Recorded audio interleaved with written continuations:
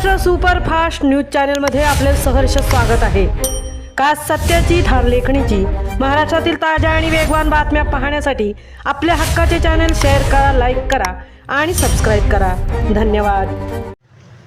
श्रीवर्धन शहरात व परिसरात धूम स्टाईलने मोटारसायकल चालवण्याच्या प्रकारामध्ये वाढ। अनेक अल्पवयीन मुले दुचाकी चालवतात, पालकांवर कारवाई करण्याची आवश्यकता। श्रीवर्धन शहरामध्ये व परिसरामध्ये सध्या धूम स्टाईलने दुचाकी चालवण्याचे प्रकार वाढीस लागले आहेत।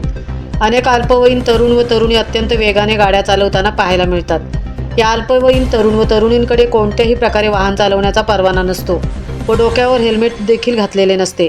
सर्वोच्च न्यायालयाच्या एका निरीक्षणादरम्यान सर्वोच्च न्यायालयाच्या असे निदर्शनास आले आहे की हेल्मेट न वापरता व अल्पवयीन मुलांनी गाडी चालवल्यामुळे अनेक अपघातांमध्ये अनेक तरुणांना आतापर्यंत आपले प्राण गमवावे लागले आहेत। त्यामुळे वाहन चालवण्याचा परवाना नसताना दुचाकी चालवणे, त्याचप्रमाणे डोक्यावरती हेल्मेट नसणे व अतिवेगाने गाडी चालवणे अशा प्रकारांवरती पोलिसांनी तातडीने कारवाई करण्याची आवश्यकता आहे।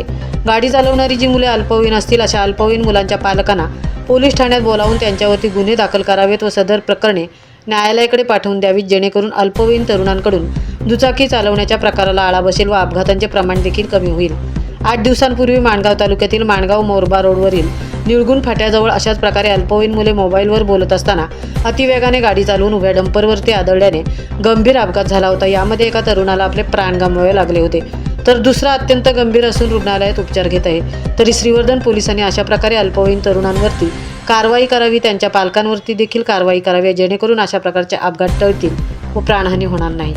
महाराष्ट्र सुपरफास्टसाठी संतोष चौकर, तृप्ती भोईर, श्रीवर्धन।